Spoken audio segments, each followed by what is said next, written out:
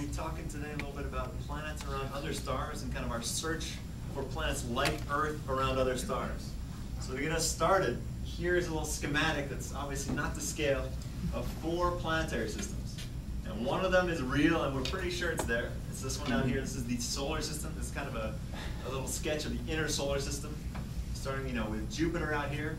And we have the 4 terrestrial planets. We have Mercury, Venus, Earth, and Mars, and some asteroids in Jupiter. And we all know and love Earth very much because we're on it. Each of these other systems are artificial systems that were created in a computer.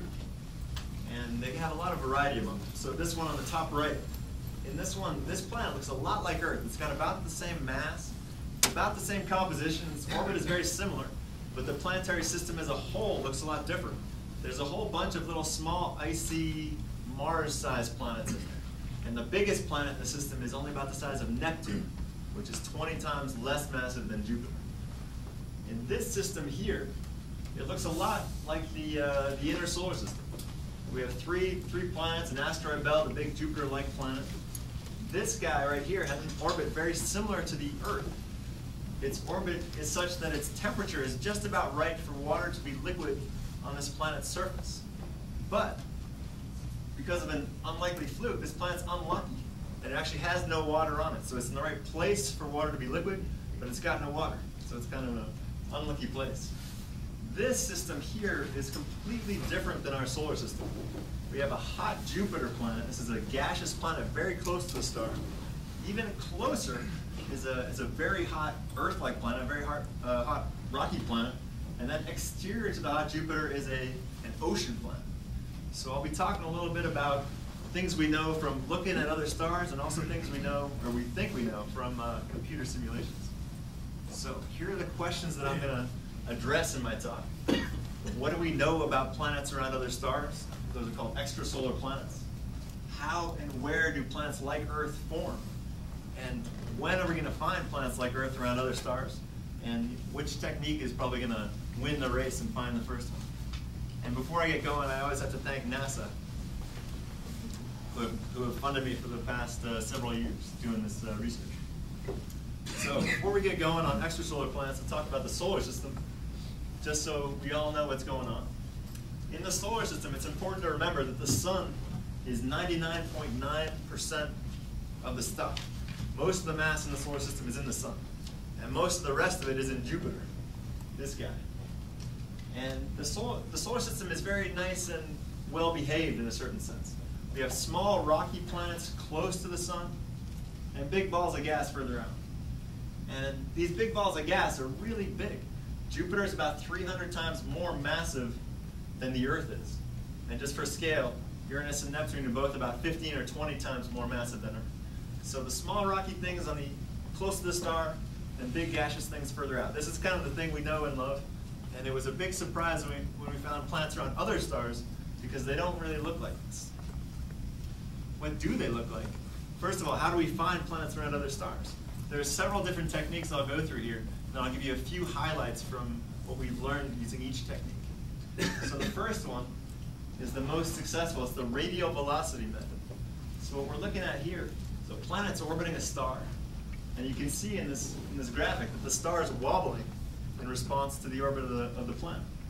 And so we can't actually see the planet directly here, but what you can do with the radial velocity technique is look at the star, basically see the star wobble, and infer the presence of a planet on a given orbit because of the wobble.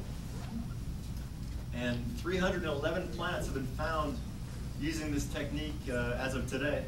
And the key information you get using this technique is some idea of the planet's mass. You don't get the exact mass because that depends on the orbital inclination. If you see this kind of system face on, then the star is moving, none of the star's motion is towards or away from you. And that's what you can measure. You can measure the motion towards or away from you. So you get an idea of the mass modulo kind of the orientation of the planet's orbit. And you also get some idea of the orbital period and the orbital properties. So what have we learned about stars around other planets? Well, first of all, they look really weird. Here in this graph, the yellow lines are the orbits of the terrestrial planets in the solar system. So they're nice, pretty circular, and they're nice concentric circles, basically. And these red lines are the orbits of 4 planets around other stars. They're not all in the same system,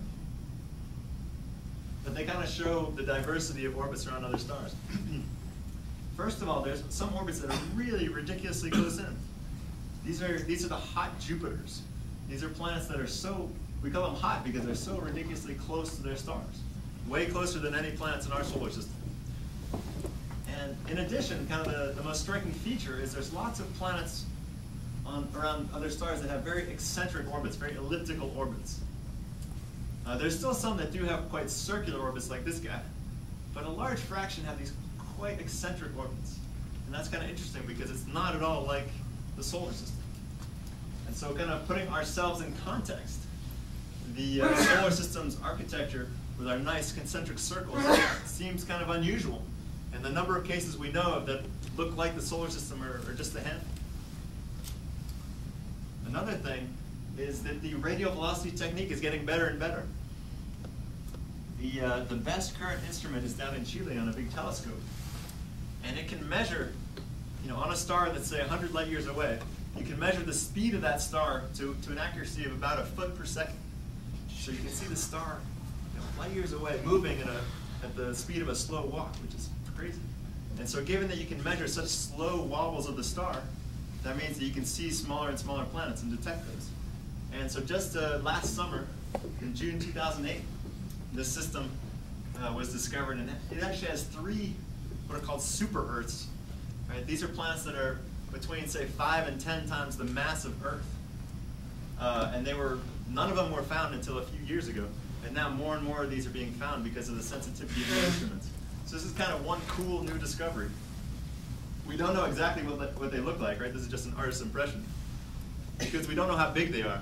We only have an idea of their mass. We don't know how big they are. So how do we learn something about how big they are? Well, we can use a different technique called transits. So transits is kind of like an eclipse or something. There we go. So what we're looking at is, imagine you just stare at a star for months on end, and you're just measuring its brightness.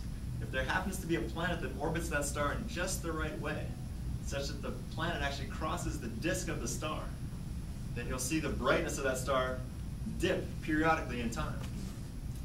And basically the magnitude of that dip is how much light from the star is being blocked by the planet. And so that tells you some idea of the planet's size. So if you happen to know the size of the planet, and then maybe you also have radial velocity information about the mass of the planet, then you can have some idea of what the density is, and therefore maybe some rough composition. And to date, about 50 planets have been seen in transit. There's actually one just announced today that I'll talk about later. So what have we learned from the transit method?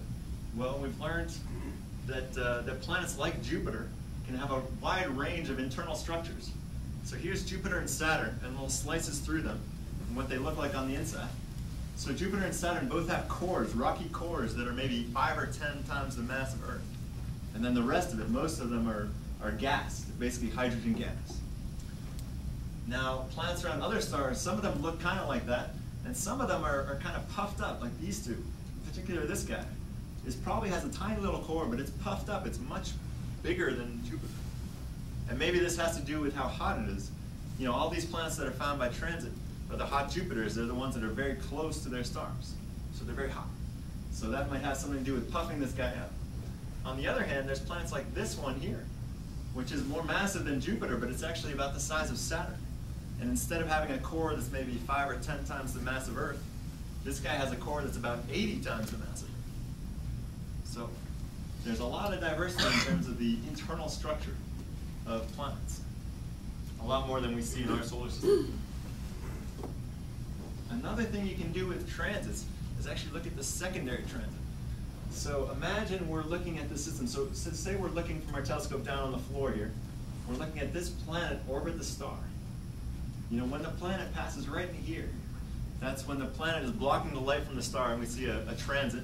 Then the planet keeps orbiting, and back here we see the planet go behind the star. So when the planet's back here, we see the star, but we see no contribution from the planet. And so you can imagine what that looks like in terms of the brightness. is, the brightness of the star plus planet. Then you see the transit, where some of the stars blocked, and it's flat again. And then this little blip is actually caused by, we're not seeing the contribution that comes from the planet. And so the difference between these two blips is actually due to the light from the planet itself, mainly reflected light from the star. You have a question? Yes. So when the star is passing there on the low, the planet is passing on the low end there, it's eclipsing part of this star, right? Mm-hmm. As it's moving, let's say, up to the right, does it generate any light of its own, or is it all the light from the sun? And why wouldn't that first quarter be where the planet does not add any light? The planet You're right. I mean, the planet would have phases in here, and so the actual brightness of the planet would change a little bit along this path. But that change is very small, and so clearly it's barely measurable. If you look really closely, you might be able to see some kind of indication of the phase in this curve. But that's very difficult to do. So at the moment, you're leading very well into the next slide, though. So a big discovery that happened last week, it's in this week's issue of Nature, is that the heating of a giant exoplanet was observed. And so the planet is on a very elongated orbit. Its eccentricity is about 90%, so it's very, very elongated, an orbital period of about 100 days. And what these guys did is they used a space telescope, the Spitzer Space Telescope, to observe this planet during this part of its orbit. So just kind of when it's coming from the really cold part and just approaching the star, just when it's getting heated up. And what they saw was that this planet was heated up by 800 degrees Celsius, so about 1,400 degrees Fahrenheit, over a span of 6 hours. So that's just crazy, right? That's way bigger than anything that would ever happen on Earth. And these images here show their model for what the atmosphere is doing. And basically, the transport of heat in the atmosphere is very efficient compared to on Earth. And it's really neat. These images show what they think that the planet would actually look like. And so this blue light is actually reflected light from the star. It appears very blue because the planet absorbs red light very efficiently, but not blue light. And this red light is actually thermal emission caused by the heat of the planet. And so this might be what this planet actually looks like. It's an interesting one. Your previous chart had a scale on it. Is that realistic? Yeah. I mean, isn't it like 1 part per million or something like that? This scale here? Yeah. So no, this is from their actual paper. So given that this is a very big planet, very close to the stars, the drop is significant. It's a couple percent. It's not an Earth. No. On this slide, you said they saw. Do you mean they inferred? Yeah, they inferred this. Right? It's not. They're not sticking a thermometer into the planet. Right? They're using infrared observations to figure out what's happening with the temperature. So another technique to find planets around other stars is direct imaging. And there was a big news release about this a few months ago. This is actually an image of the first triple planet system observed by direct imaging. And so all this crazy fuzz in here, what that is basically noise. And that noise comes from the fact that these guys are using clever optical techniques to cancel out the light of the star so that they can see these planets. Because even giant planets are about 10 million times fainter than stars. And they're very, very close to their stars when you see them from far away. So if you want to have any chance of seeing the planets, you have to come up with some clever way of blocking out the light of the star. And so the way these guys did it is called coronography, but I'm not going to go into the details. But this is kind of the noise that was left over. And these blips, they actually watched them for several years, and they saw them move a little bit in their orbits, enough that they were confident that they're really planets. And so these guys are each, several times more massive than Jupiter. But this is the first time that we've seen, in visible light anyway, planets clearly orbiting other stars. And so with this technique, it's also important to note that it's easier to see planets further away when you're looking at them directly and you're trying to cancel out the light of the star. And so on this scale, the Earth's orbit would be way in here. This guy here, the innermost planet is, I think, 15 or 20 astronomical units, where 1 astronomical unit is the Earth-Sun distance. So these guys are orbiting way further away from their stars than Earth.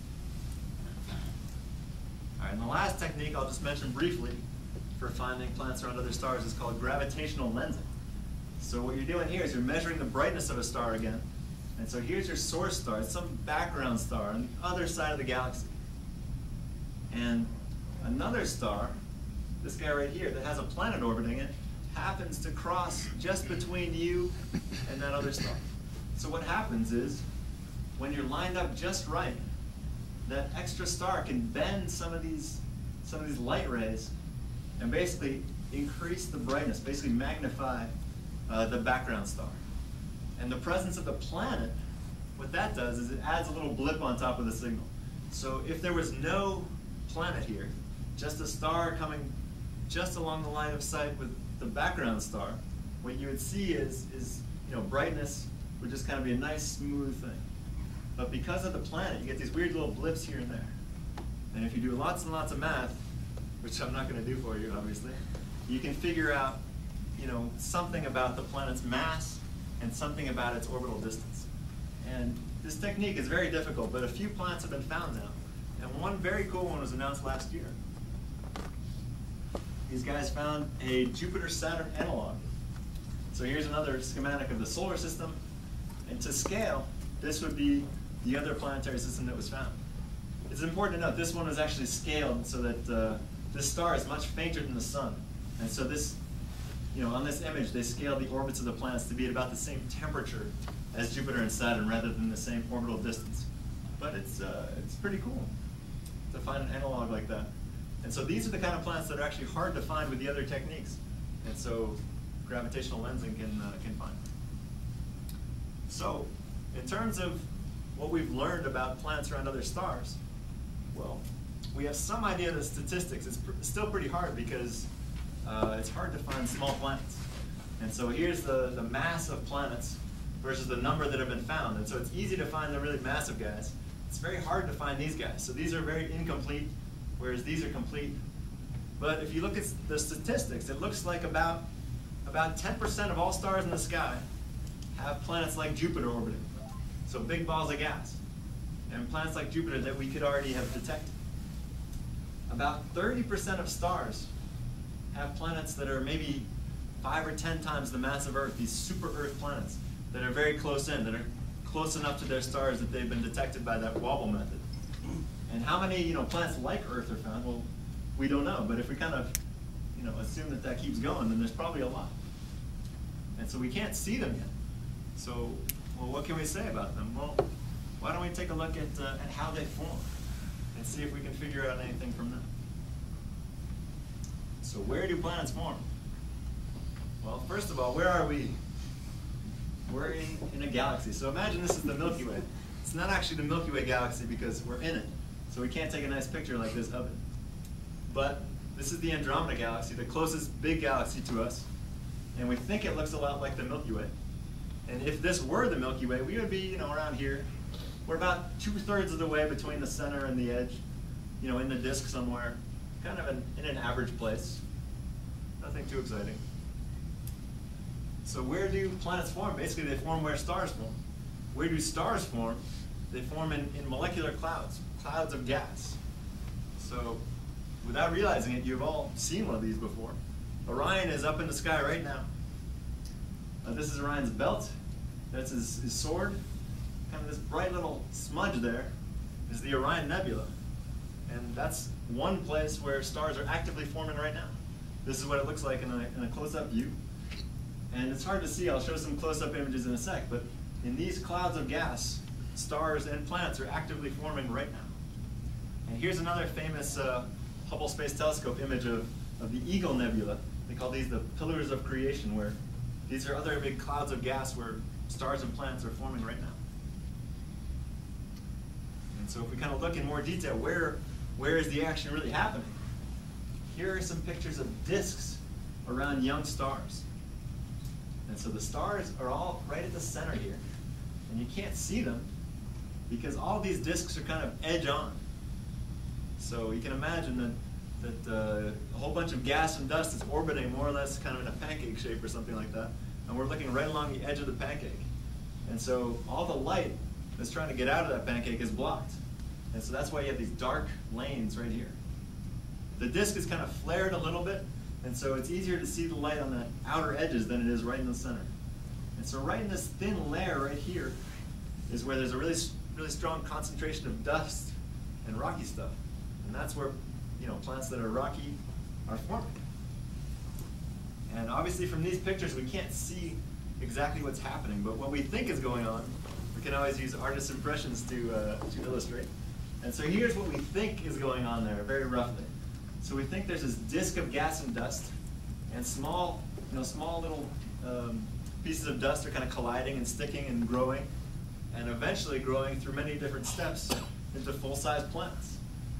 And you can see once plants are big enough and they have enough gravity, they can do cool things like carve out gaps in this disk, and those gaps can eventually cause the plant's orbits to change through various processes. But this is what we think is going on, and this is where we think planets are forming. And this process is very complicated to go from kind of some parcel of gas in a molecular cloud through all these steps to a nice system of planets. Here's a list of some of the important physical effects that are going on. And I'm not going to go through these. I just want you to realize that I'm going to show you just a little piece of what's a really big and complex process. I'm just going to show you little pieces here and there of what's happening. Mainly I'll be showing you kind of the end states and just kind of skipping through these other steps because they're, I don't know, not as pretty in general. So, if we're interested in Earth-like planets around other stars, then which planets could have life? Right? Those are kind of the ones that we're most interested in. When I think about this, there's at least three things that come to mind in terms of what a planet would need to maybe have life on it. And the three things are water in liquid form, some source of heat, right? The right amount of heat. If it's too much heat, you'll burn off your water, you'll fry everything. But kind of the right amount of heat, and some kind of building blocks of life. That's kind of what we need to have an Earth, you know, around another star. So where do these conditions occur? They occur in a place called the habitable zone. So that's a nice word for, you know, the zone around a star where everything is nice and happy, kind of like the Goldilocks zone in some sense. So the solar system's habitable zone is right here. The Earth's right in it. Venus is too hot. Mars is too cold.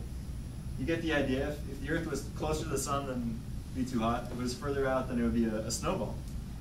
But it's important to remember, the habitable zone is the place where, you know, the temperature is right for water to be liquid on a planet's surface. But it's also important to remember that you need to have the water. And this is actually the universal symbol of life on other planets. Or on our planet, for that matter.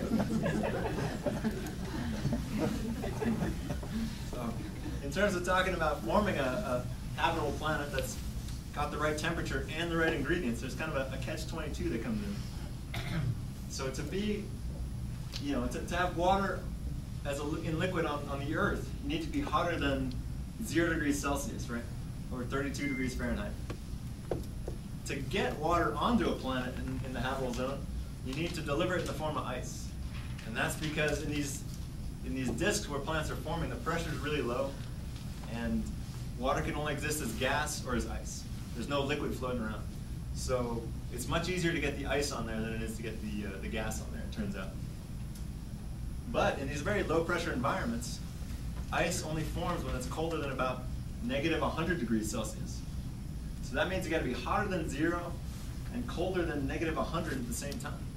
And that doesn't really work. So what this really means is that the material that builds plants like Earth is probably dry. It's rocks. It's not ice. That's the stuff that the Earth was formed on. So how do we get any water on Earth? Well, what we do is, on this image, the Earth would be kind of in this zone, in the zone where rocky stuff is growing into planets.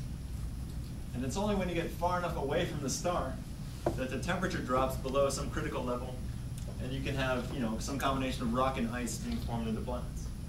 So in order to form a planet at the right temperature, but also have the right ingredients, what you need to do is actually mix things up during formation. So as the Earth formed, it could not form only from this material. It had to form from kind of a mixture of things across different zones. And that's how you kind of deliver water from there to the Earth. And I'll show a movie of that in a second. So how do planets form? Not just where do they form. But like I was saying, they form in these disks. Here's a little cartoon version of a disk. It's colder further away. And so the stuff that you have to build planets out of changes in different zones. And like I just mentioned, the Earth is kind of in this metal and rock zone. So in the next couple movies I'm going to show, there are going to be a couple of slightly technical terms. There's going to be semi-major axis and eccentricity thrown around. So just so you know what I'm talking about, the semi-major axis is just the orbital distance, basically. It's the average orbital distance. And the eccentricity is a measure of how elongated an orbit is. And the reason that eccentricity matters when you're talking about planets forming is that imagine you had, everything had an eccentricity of 0. That would mean that all you had were concentric circular orbits. So imagine you're trying to build a planet. Right? You need things to collide. Right? If you have a bunch of rocks on these types of orbits, they can never collide because they never cross. But if you just take one of them and increase its eccentricity, then its orbit crosses the orbits of other ones and you can gross them. So that's why we care about eccentricity. So here's the movie. Eccentricity, semi-major axis. So the sun is here at 0. Jupiter is actually included, but you can't see it's out here at about 5.5. And what we're going to watch is over the period of a couple 100 million years, the time's up here, we're going to watch some small rocky things grow into full-size planets. And these are color-coded by their composition. So very close to the sun, they're dry, that's red. And further out, they have some water, about 5% water. And so we're just going to watch things grow in this disk of rocky stuff. So here we go. So there we go. You can see things grow faster, closer to the sun, and slower further out. But Jupiter's effects are noticed very strongly because of it excites basically the stuff out here at a few AU. By this point, let me just stop for 1 sec. This guy right here, pay special attention to this guy. That's going to turn into the Earth. But you can see after 8 million years, it's almost the size of the Earth, but it's still dry. Right? So you'll see it'll take a little while, but when the color of these guys change, that means that there's some kind of mixing between these zones that's happening. So when this guy goes from red to yellow to green to blue, that means it's getting hit by material that started out here that has some water, and that's basically delivering water to the Earth as it happens. So here we go. It's going to speed up in a sec just so the movie doesn't go too long. And you can see it's still pretty dry, and boom, it just changed color a couple times. Right? So water is just being delivered. And you can see that this phase of planet formation is very chaotic. There's things flying all over the place. And it takes a while for planets to carve out their little zone and for things to settle down. By about this time, by about 100 million years, things are more or less in their final state. In this particular simulation, I'll stop it now, we ended up with 3 planets. These 2 are pretty good analogs of Venus and Earth. And this one's not quite Mars, but it's close enough. So this is how we think planets are formed, by collisions of smaller bodies in these disks. And the way we think Earth got its water is from collisions, basically from water delivery of material that started further out, further away from the sun, and then eventually collided with Earth. In these simulations, are you also doing the outer, what would be the outer solar system? No. We have to concentrate on one specific problem because they take a long time. This simulation took more than a year to run.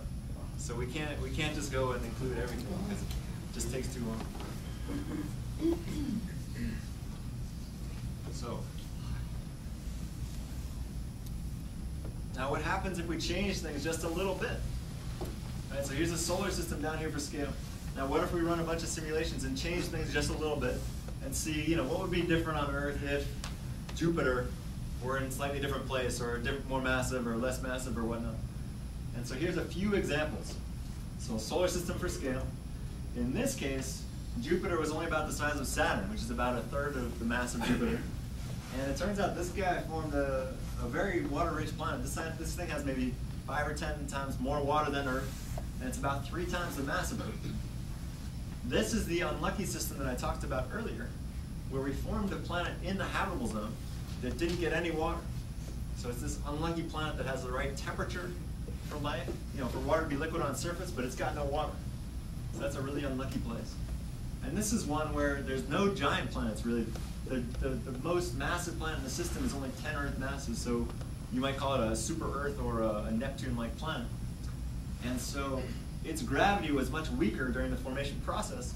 And so instead of kind of carving out the asteroid belt here, you ended up with a bunch of planets in the asteroid belt.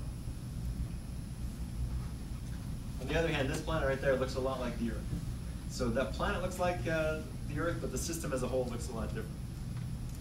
Do all of these systems stabilize to circular orbits? They end up on, it depends systematically on the giant planets. And so we can make them, basically we can reproduce the solar system, I mean the terrestrial planets' orbits pretty well.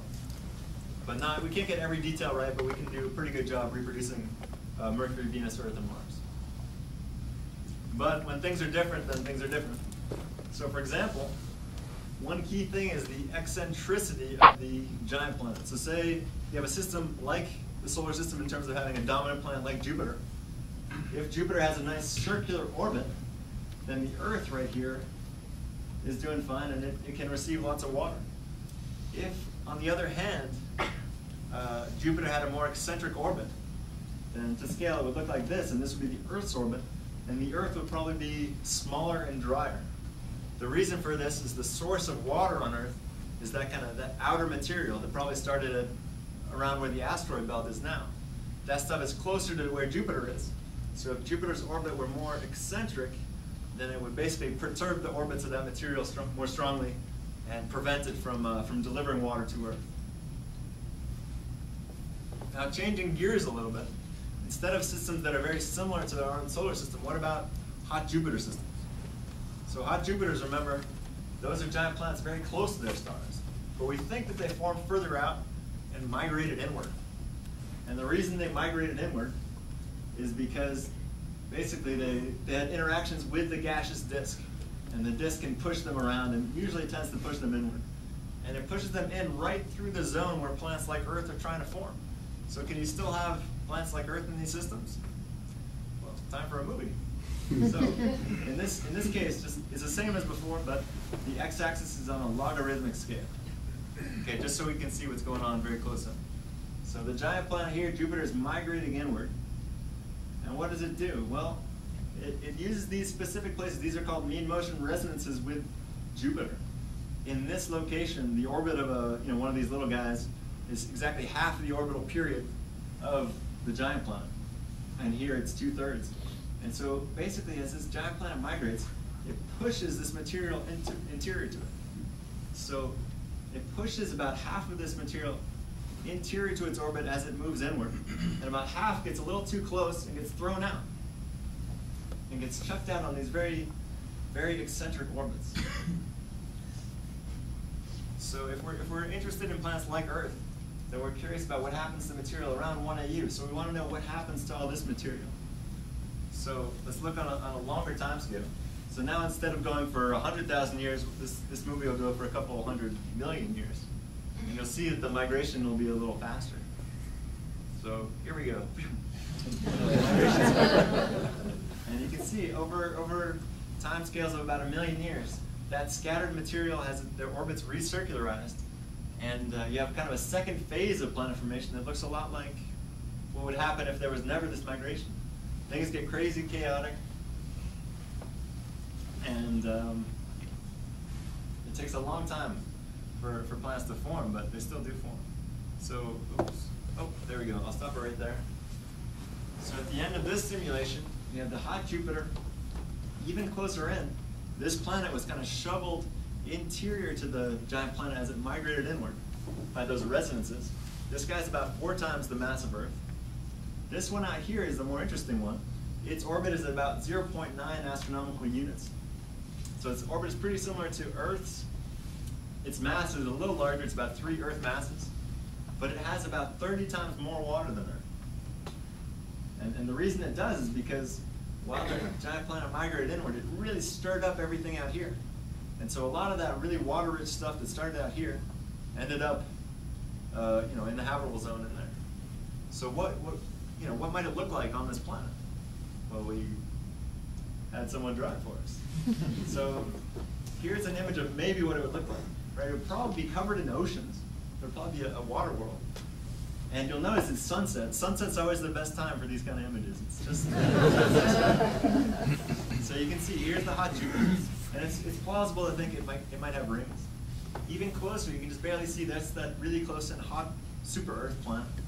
And on the Earth, storms tend to get really big over water, and then they kind of peter out over land typically. And so on a planet that's all water, you could end up with really big storms potentially. So here's a really big storm. But it can't block the view, right? It can't block the sunset, so it's just coming in at just the right time. And actually, an interesting story is one of the co-authors on this paper is a big blogger. And it turns out that the most popular science blog on the web is by a marine biologist guy who loves octopuses and squids and stuff. And so he had us do another version of this image with some life that might exist in there. The only purpose for making it squid-like was because he wanted to get on this guy's blog. And it worked though, actually. We got on the blog. How do you establish the initial conditions to start there? I mean, mass distribution of elements. There's a huge number of models for that we use, and we also try to tie it into what we think was the case for the solar system in early times. I could talk in great detail about that, but basically we tie it into the best models that exist right now. All right, so now we've seen what Earths might look like from formation models. You know, when and how are we actually going to find these things? Well, I think the best candidate is still the radial velocity method. So remember, that's watching the star wobble in response to the planet. Here's the mass of planets that were found as a function of when they were found. So the first one was actually 1989, but it wasn't really confirmed until recently. Typically, people attribute this one in 1995 by the Swiss group to be the first planet found around a sun-like star anyway. And you can see since then, more than 300 planets have been found. And kind of the mass of these planets has been going down. Kind of the least massive planets have been decreasing. You know, sort of linearly maybe. And so if you keep extrapolating this out, you know, Earth's down here. Maybe in a couple of years, this technique could work. And it turns out that the least massive planets that have been found with this technique are about 4 Earth masses. And that's not exactly known because that still depends on the inclination angle, right? The actual orientation of the planet's orbit. So they could be slightly larger. But since they can measure the speed of stars to foot per second accuracy, I think that within a couple of years, this method's probably going to win. Here was a press release from last year, 2 years ago now, about the most Earth-like planet yet. It's called Gliese 581. And I'm running out of time, so I won't go into too much detail about this, but be careful when you see Earth-like out there in terms of news releases, because how Earth-like is this thing? And so here's what this planet looks like. This system is, the star itself is called Gliese 581. It has 3 planets. The one that they were talking about is the one called planet C. It just means the second one out. And so here's to scale this planetary system, Gliese 581, in the solar system, kind of the same temperature scale again. So what you can see is this planet that was being called Earth-like is much, much hotter than the Earth. Because if it was the same temperature as the Earth, it would be around here. So it's actually about 50% hotter than Venus. So this planet is quite small. It's one of the least massive planets detected yet. But it's still not really Earth-like because it's just too hot. So I think this system shows that if this planet had been a little further out, they probably could have found it. And so in some sense it was a little bit unlucky. But it's not really Earth-like, I don't think. So how else might we find Earth-like planets? Well, there was a big discovery announced today. I don't know if any of you saw it. It was announced by the COROT space mission. What that is, it's a satellite that's looking for transits. So it's similar to the Kepler mission. It's not actually nearly as advanced as Kepler, but it got there first. It was launched a couple of years ago. So what this satellite found and just announced today was a planet that's 1.7 times Earth's size. So remember, they saw the transit, so they saw how much light was blocked by the star, by the planet. And so they know the size really well. What they don't know very well is the mass. The mass is uncertain by about a factor of 2. It's somewhere between about 5 and 10 times the mass of Earth. So they don't know exactly what its density is. But at least in the press release, they were fairly confident that it was either a rocky planet or maybe an ocean planet. But they didn't think it was a gaseous planet, so they're pretty confident that it's probably got a solid surface. So this is the first planet detected around another star that they're hand-wavingly confident has a solid surface. And it's not a very good place to live, because the star is pretty similar to the sun, and the orbital period of this planet is 20 hours. So a year on this planet is 20 hours. So it's a little hot for us, but it's still a pretty neat discovery. And of course, some other upcoming missions that might find planets like Earth, and that certainly will, are like the Kepler mission that's actually being, the data center is just over there. That's being launched on March 5th, I think. And the goal of the mission is to figure out what fraction of stars have planets like Earth. So I'm running out of time, so I'll go a little faster. Another mission that's centered at CU is called the New Worlds Observer. It's not certainly going to happen yet, but it's a cool idea. The idea is really simple. So it's trying to directly image planets around other stars. They want to fly a little telescope, actually a pretty big telescope, put a star shade and a culture with this particular shape. It's actually about 50,000 miles between the star shade and the telescope. Not in orbit around the Earth, actually in orbit around the sun. And then here's your star, and here's your planet orbiting that star. And the properties of this star shade are such that it can make a really deep shadow. And even though this planet, if this is Earth, it would be actually about 10 billion times fainter than the star, very close to the star. But this star shade can create a very deep shadow that's very well behaved. And so they think they should be able to see the light from the planet and block the light of the star.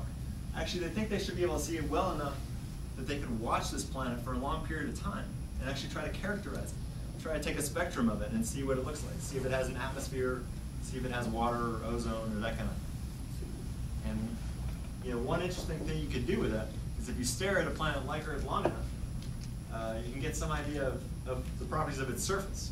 So on Earth, for example, if you're looking at Earth orbiting another star, the brightness of the planet goes down and up as the world turns. Right? And so it actually gets brightest right when the Sahara comes into view, because the Sahara is very reflective.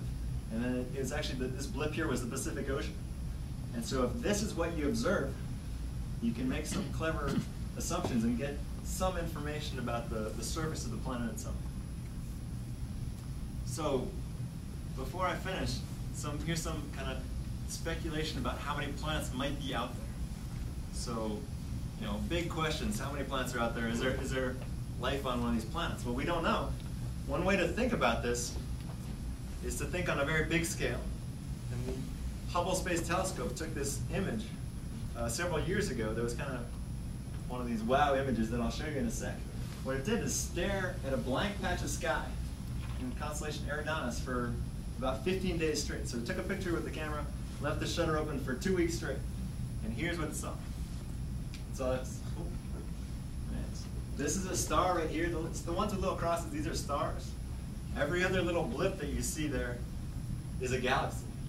Right? It's a galaxy typically millions or billions of light years away. Right? Every little blip you see. It's crazy. So if you're thinking kind of in a cosmic context, well, in our galaxy we have a few 100 billion stars. From images like this Hubble Deep Field image, we think there's a few 100 billion galaxies in the universe. That's a lot. All right, so how many planets are there? Well, we don't know exactly how many, what fraction of stars have planets, but maybe there's quintillions of planets out there. I think there probably are, right? This is a pretty big number. And we only know a few hundred right now. But I suspect that there's a lot out there. And what do they look like? Well, maybe they look something like this. Right? Here's some information from observations and from computers. Right? We got our solar system. Here's that planetary system, Gliese 581.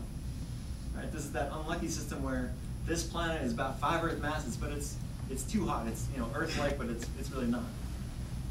And other systems that we think are out there that we can't see yet include systems where you would have diversity of planets like Earth, both in terms of what the planets themselves look like, what their orbits are, what their compositions are, and what the planetary system as a whole looks like. And you can even have some of these crazy things where you have hot Jupiters and these ocean planets further out. So we think they're out there. So just to conclude, here's a few take-home messages. First of all, planets are everywhere. There's 337 known as of today, and I'm sure that number will keep going up very quickly. Our planet formation models predict that there should be lots of Earths out there. There should be a lot of diversity in terms of what we see, you know, how much water there are, and lots of exotic configurations. And I think that planets like Earth will be found in the next couple of years, and I accidentally skipped ahead to my last slide. So if you want any more information, or actually maybe I'll just go back for a second. So this is my last point, just planets the size of Earth will probably be discovered in the next year or two. I think by that radial velocity method, but it could be a transit as well. We'll see. And so if you want any more information from me personally, you can email me or look at my website.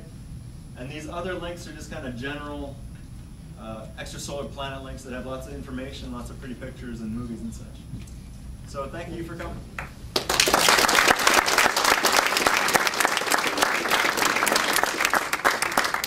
Students, run away. If you are here for extra credit and you know your teacher needs you to sign in, Therese downstairs has a sign-in sheet. Sean can answer some questions from the audience. Questions?